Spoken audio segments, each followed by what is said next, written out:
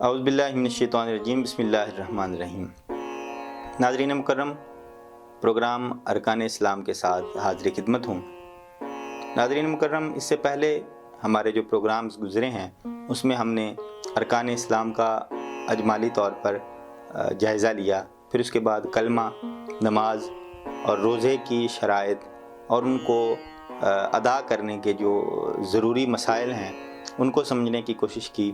آج رکن اسلام جو زیر بحث ہوگا وہ زکوٰۃ ہے۔ خالق کائنات نے جہاں نماز کا حکم دیا وہیں زکوٰۃ کی ادائیگی کی تلقین فرمائی۔ قرآن کریم میں بے شمار مرتبہ اقیم الصلاۃ کے ساتھ آتوا الزکوٰۃ کے الفاظ استعمال کیے گئے، یعنی اپنی زکوٰۃ کو ادا کرو۔ تو زکوٰۃ 2 ہجری میں فرض کی گئی اور زکوٰۃ کے لغوی معنی بڑھنے کے اور برکت کے اور طہارت کے ہیں، یعنی اللہ تبارک و تعالی زکوٰۃ کی ادائیگی کے بعد آپ کے مال کو پاک کر دے گا، بڑھا دے گا اور اس میں بڑھوتری کے اسباب پیدا فرما دے گا۔ اس کے بعد شریعت میں زکوٰۃ سے مراد مخصوص مال کو مخصوص شخص کے حوالے کر کے اس کو مالک بنا دینا، یہ زکوٰۃ کہلاتا ہے۔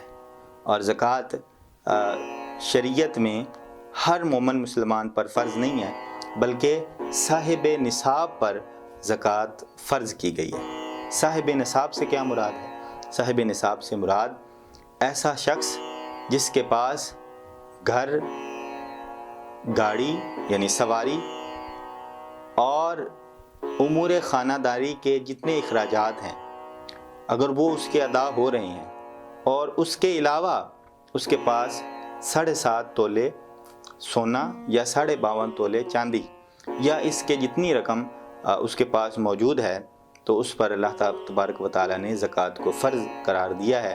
اس صورت میں وہ صاحب نصاب کہلائے گا اور اس کو زکوٰۃ جو ہے وہ ادا کرنی ہوگی۔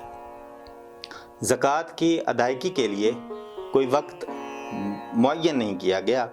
اکثر و بیشتر ہمارے ہاں رمضان کے مہینے میں زکوٰۃ جو ہے وہ نکالی جاتی ہے، ادا کی جاتی ہے۔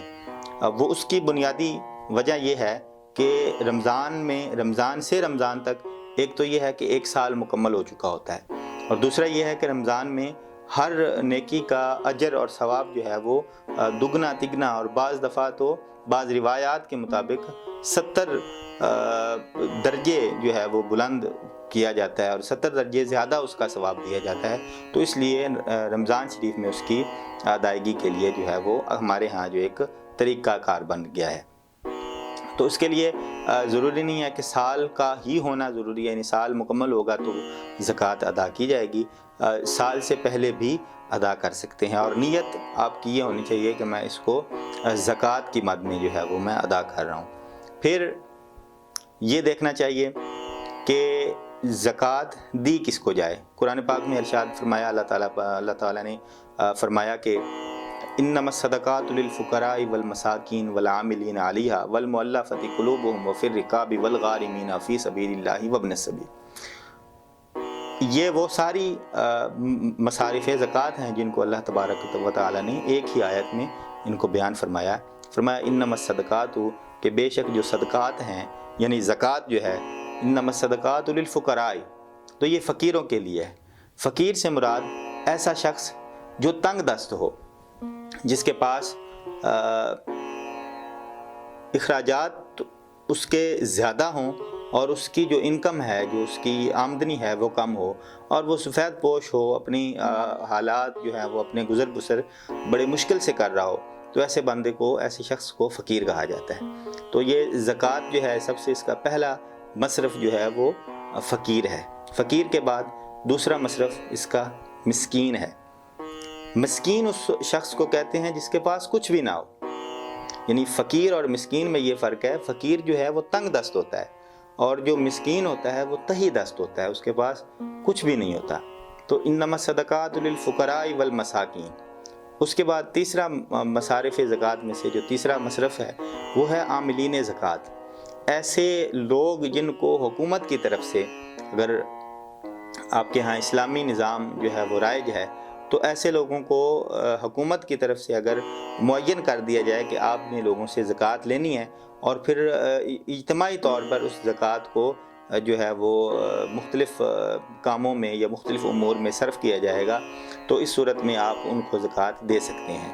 سب سے پہلے فقراء ہیں، پھر اس کے بعد مساکین ہیں، پھر اس کے بعد عاملین زکوٰۃ، ایسے لوگ کہ جن کی ڈیوٹی لگا دی جائے زکوٰۃ ادا کرنے کی تو ان کو زکوٰۃ دی جا سکتی ہے۔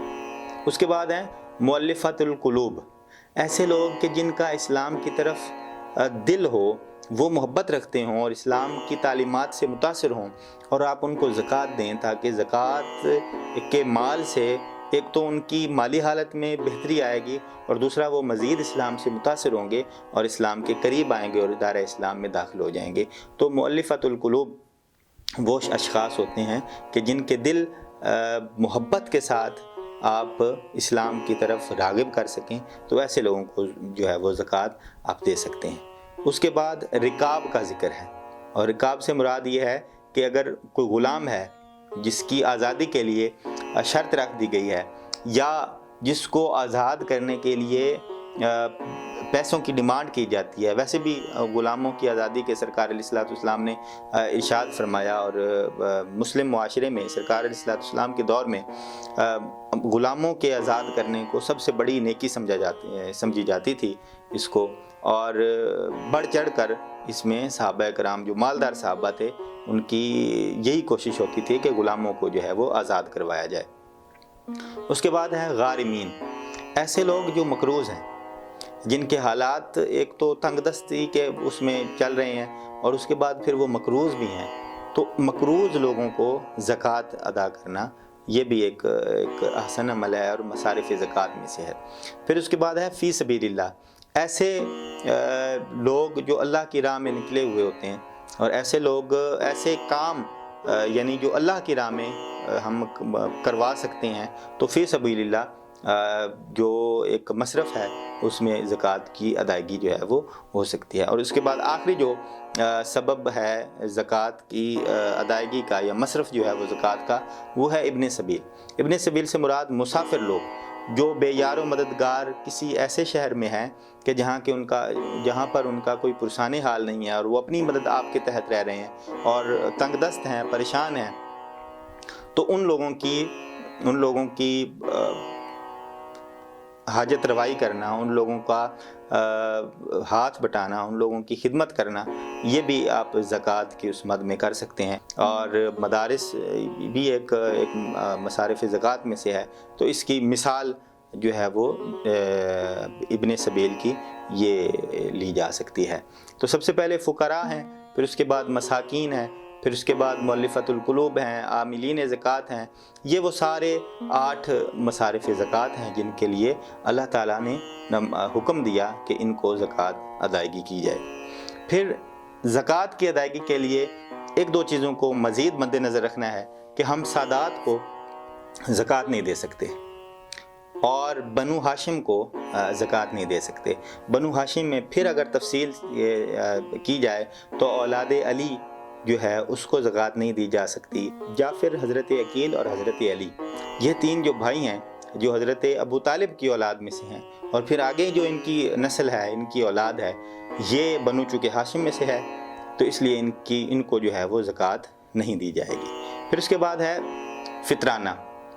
فطرانہ بھی انہی لوگوں کو دیا جا سکتا ہے جن کو ہم زکوٰۃ دے سکتے ہیں، اور جو فطرانہ ہے وہ نماز عید کے ادائیگی سے پہلے جو ہے اس کا ایک وقت معین ہے، تو وہ اپنے گھر والوں کی طرف سے آپ ادا کرتے ہیں، اور اس کی مقدار 2 کلو گندم کے مطابق رکھی گئی ہے، اور جو وقت ہو، جو قیمت ہو، جس دور میں ہو، آپ اس کے مطابق کم از کم گندم کی 2 کلو کی مقدار کے مطابق آپ فطرانہ ادا کریں گے۔ تو جتنی زیادہ تعداد میں، جتنی زیادہ مقدار میں اللہ تعالیٰ کی بارگاہ میں آپ اس کو ادا کریں گے، اللہ تعالیٰ کی خوشنودی اتنی زیادہ ہوگی، اور ان لوگوں کی ہیلپ اتنی زیادہ ہوگی، اور اتنی ہی زیادہ آپ کو برکتیں اور وسعتیں جو ہیں وہ اللہ تعالیٰ کی طرف سے ادا کی جائیں گی۔ اس کے بعد آ جاتے ہیں صدقات، یعنی زکوٰۃ ہے، اس کے بعد فطرانہ ہے، اور اس کے بعد نفلی صدقات ہیں۔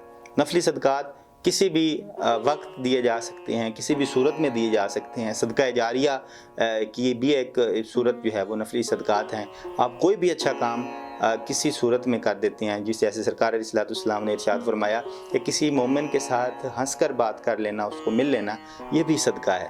تو یہ صدقات جو ہیں یہ ہماری زندگی میں اکثر جو ہے وہ ہمیں مواقع ملتے ہیں، اور سرکار علیہ الصلوۃ والسلام کے ارشاد کے مطابق آپس میں مل جل کر رہنا، ہنسی خوشی رہنا، یہ بھی ایک صدقے کی قسم ہے۔ اور پھر سرکار علیہ الصلوۃ والسلام نے ارشاد فرمایا کہ صدقہ جو ہے یہ ڈھال بن جاتا ہے، مصیبت کے آگے یہ صدقہ ڈھال بن جاتا ہے۔ تو صدقات کی مد میں ہم غریبوں کی، فقیروں کی جو ہے وہ مدد کر سکتے ہیں۔ باہر طور سب سے پہلے جس چیز کا حکم دیا گیا وہ زکوٰۃ ہے، اور زکوٰۃ کے بنیادی احکامات جن کو ہم نے ذکر کیا ہے کہ صاحب نصاب پر فرض ہے، اور صاحب نصاب ایسا شخص کہ جس کے پاس گھر ہو، سواری ہو، اور دیگر امور خانہ داری کے مکمل اخراجات ہوں، اور اس کے بعد 7.5 تولے سونا یا 52 تولے چاندی کم از کم اس کے پاس ہو، اور اس پر 1 سال بھی گزر چکا ہو۔